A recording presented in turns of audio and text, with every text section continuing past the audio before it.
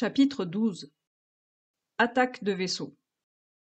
Malgré la douleur lancinante qui lui vrillait encore le flanc droit, Lucky s'efforçait d'analyser la situation avec calme. Peu à peu, les pièces du puzzle s'assemblaient dans son esprit. Les pirates avaient un plan.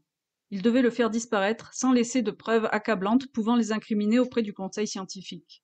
Ils avaient déjà payé cher une première erreur de ce genre et ils ne comptaient pas répéter l'expérience. Leur stratagème était simple mais efficace. Brouiller les communications du Shooting Star pour l'empêcher d'envoyer un signal de détresse, puis le bombarder méthodiquement pour simuler une collision avec une météorite. S'il voulait peaufiner la mise en scène, il monterait à bord pour désactiver le système de protection, ce qui rendrait crédible la théorie d'une défaillance technique fatale ayant désactivé le bouclier.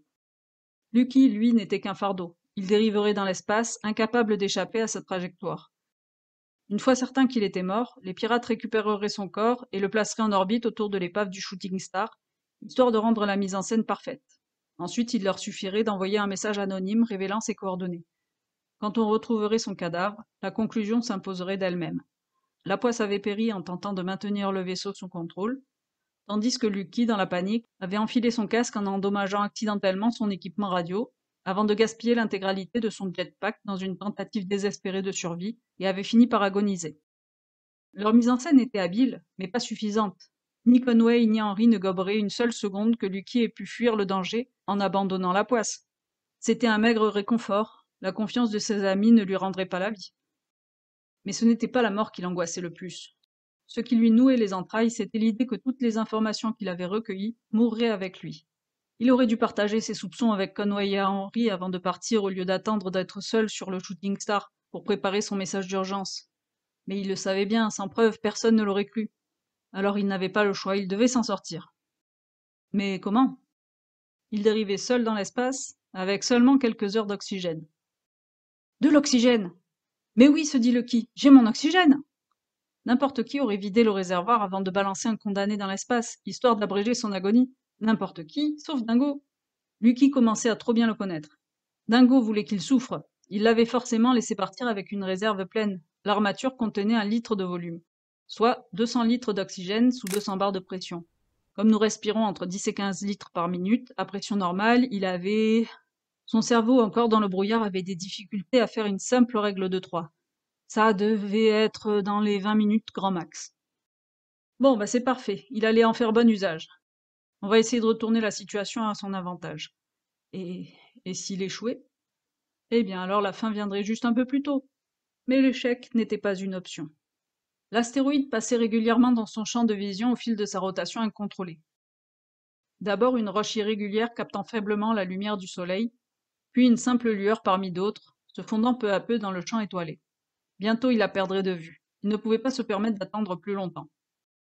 Malgré ses doigts encore engourdis, Lucky farfouilla sous son masque et dégagea délicatement le tuyau reliant son masque au réservoir d'oxygène.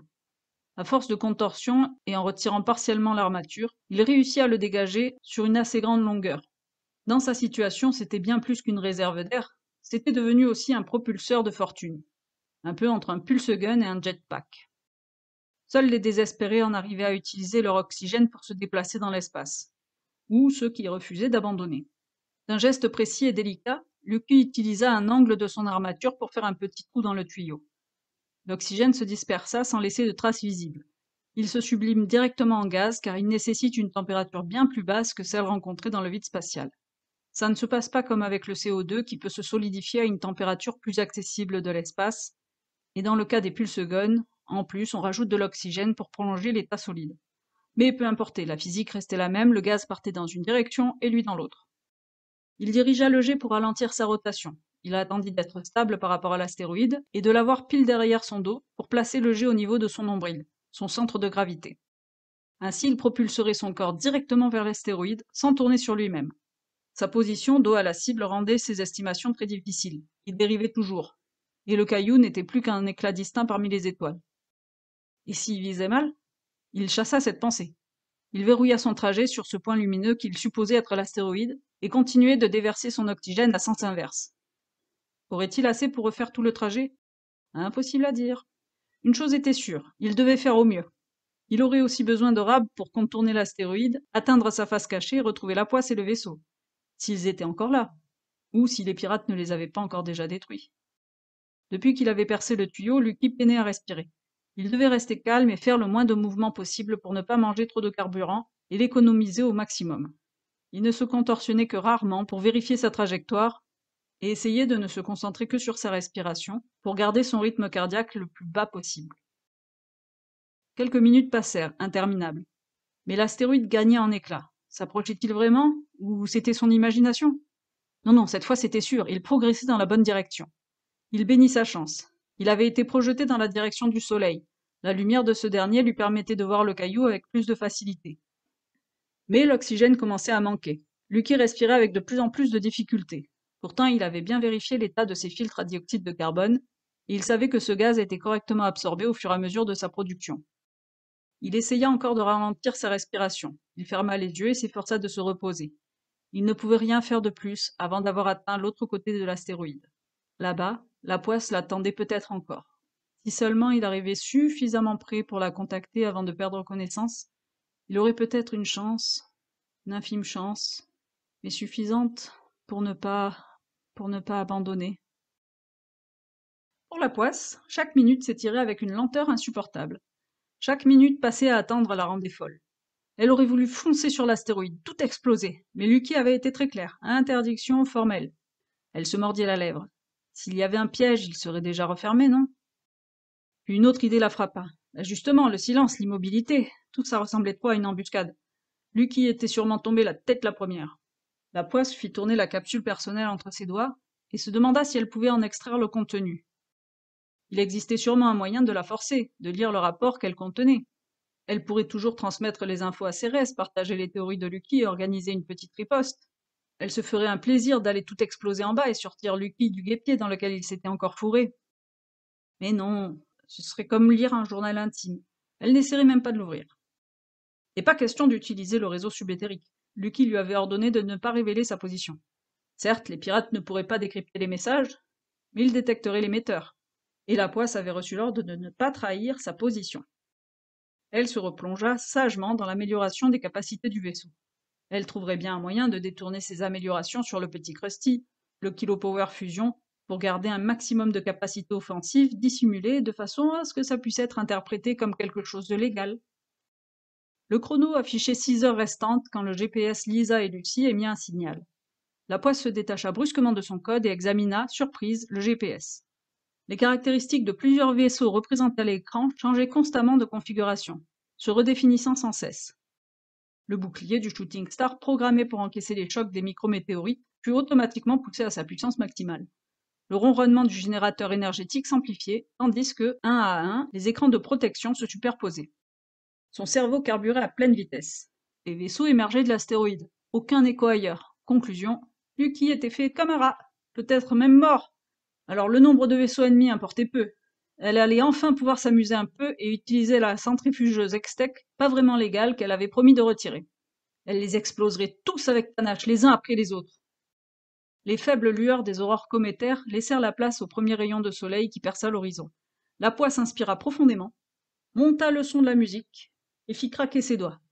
Elle ajusta des gants de contrôle typiques des formes d'armée, pointa 2 doigts sur un vaisseau et abaissa son pouce. Aussitôt, le vaisseau pirate fut pris dans une explosion énergétique invisible, se mit à scintiller de mille feux.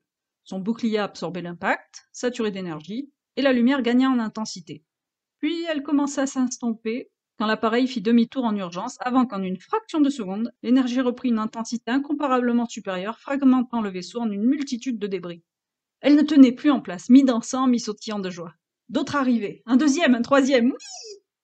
Une attaque fut détectée par le Shooting Star. Pas de bruit, pas de flash, juste un éclat de lumière captant le soleil, suivi sur l'écran comme un point qui grossissait dangereusement. Il répondait en lui lançant des pierres. Elle était très déçue. La poisse aurait pu manœuvrer le Shooting Star pour éviter l'impact, mais elle n'en fit rien. Elle voulait qu'il voie le résultat. Certes, le Shooting Star ressemblait à un jouet de milliardaire, mais ses tocards allaient vite comprendre leur erreur. Le projectile frappa de plein fouet. L'onde de choc se dissipa contre les boucliers énergétiques, ne laissant qu'une légère vibration dans la structure, et une petite étincelle avait dû se voir de l'extérieur. D'autres projectiles semblables arrivèrent, tout aussi inefficaces. La poisse était un peu perturbée par leur réponse si stupide, alors que leurs vaisseaux de type militaire étaient clairement taillés pour avoir des systèmes d'armement très efficaces. Et possiblement d'un nouveau genre de confection tyralienne. Dans la recherche, seuls les agents du DART ont une accréditation spéciale pour posséder un type d'armement destiné uniquement à la déviation d'astéroïdes. Le Shooting Star n'était pas censé posséder ce système d'attaque, mais ses propulseurs d'énergie étaient si variés et puissants que la poisse avait trouvé dommage de ne pas finir le travail. Elle haussa les épaules. Il y en aura bien un qui fera quelque chose d'intéressant avant que je l'explose. Ok, mon mignon, à ton tour. Elle fit glisser ses doigts vers le vaisseau qui la caillassait et le fit exploser. Puis elle fit glisser sa main vers un nouveau vaisseau, prêt à abaisser son pouce. C'est alors qu'une silhouette apparut en bordure de l'écran qui la fit se détourner de sa cible et pencher la tête de côté. Quelqu'un en simple biosuite. Aussi absurde que ça puisse paraître, les boucliers étaient plus vulnérables face à un tel ennemi que face à un vaisseau surarmé. Les capteurs pouvaient repérer un vaisseau ou des attaques à des milliers de kilomètres, mais juste un type en biosuite pouvait s'approcher à quelques centaines de mètres avant d'être détecté. Et le bouclier du Shooting Star conçu pour stopper de puissantes décharges d'énergie ou des projectiles lancés à des vitesses élevées n'opposerait qu'une faible résistance thermique à un adversaire se déplaçant aussi lentement. Une douzaine de types tentant d'aborder le vaisseau ainsi serait un problème. Si 2 ou 3 parvenaient à forcer le sas avec de simples chalumeaux axiares, ça pouvait vite devenir compliqué. Elle n'avait aucun moyen de savoir le nombre de personnes qui arrivaient. Peut-être qu'ils étaient en file indienne ou... Bof, trop de questions pour rien. Elle pointa ses doigts vers cette menace incongrue pour retourner aux joyeusetés rapidement quand la radio grésilla. Elle fit claquer sa langue d'agacement en levant les yeux au ciel. Mais c'était quoi ces tactiques syraliennes incohérentes? Depuis le début, les pirates attaquaient justement sans prévenir. Aucun ultimatum, aucune demande de reddition. Alors quoi encore? Le grésillement se transforma en un mot, un seul. La poisse! La poisse! La poisse! Elle se figea, son cœur rata un battement. Lucky? La voix était faible. Je suis tout près, en biosuite. Manque d'oxygène. Grande galaxie! La poisse blêmit et fonça vers le naufragé flottant à reculons dans l'espace qu'elle s'apprêtait à effacer de l'écran. Quand Lucky fut à bord, il retira son équipement, respirant toujours avec peine. Il était pâle comme un linge. T'as l'air vraiment pas bien, reste là un moment, lança la poisse en retournant aux commandes. Il secoua la tête en titubant jusqu'à son siège de pilotage. Plus tard, ils ont attaqué? La poisse haussa les épaules en revenant l'aider avec un sourire en coin. Pour l'instant, ils m'ont jeté des pierres, t'inquiète, je m'occupe d'eux. On n'est pas de taille, crois-moi, faut qu'on dégage, maintenant. Elle fronça les sourcils coupés dans son élan. T'es sérieux? Il se courba pour inspirer, toujours en difficulté pour respirer. Cet astéroïde, c'est une base majeure des pirates. Peut-être même la base principale. La poisse écarquilla les yeux. Attends, tu veux dire que c'est pas juste le caillou du retraité? Je veux dire qu'on se tire. Puis ça. Il prit les commandes, le visage encore marqué par l'épreuve qu'il venait de traverser. Il s'approcha de l'astéroïde. La poisse grimaça. T'es bourré, tu veux que je conduise? Tu comptes te barrer en vitesse en essayant de traverser l'astéroïde? Oui, on y va, mais d'abord je veux... Il ajusta les filtres de détection et pointa le faisceau énergétique à la puissance maximum et au rayon le plus focalisé possible sur un point précis à la surface. Il vérifia les paramètres, écarquilla les yeux, réduisit la puissance en jetant un coup d'œil à la poisse. La décharge forma un genre de laser produisant une explosion lumineuse qui vira au rouge incandescent avant de s'éteindre brusquement. Oh, ok, go! Lucky reprit le contrôle des commandes de pilotage et poussa l'accélération à fond. Derrière eux, plusieurs vaisseaux pirates avaient déjà décollé, mais en quelques minutes, l'astéroïde avait disparu des écrans et les poursuivants avaient été semés. Lucky demanda à la poisse. Ouvre-nous une connexion avec Cérès. Je dois parler à Conway. Ça roule. Au fait, j'ai les coordonnées de l'astéroïde. Tu veux qu'on envoie une escouade? Ça servira à rien, répondit Lucky. De toute façon, ce n'est pas la peine. Ouais, le manque d'oxygène, ça te réussit pas, hein. Tu as détruit leur super grande base secrète avec ton petit laser? Waouh, t'es super fortiche, lol. Évidemment que non, admit Lucky. Bon, tu captes Cérès? Ben, j'essaye, comme là, la... Poisse boudeuse frustrée. Elle savait que Lucky ne partagerait plus rien pour le moment.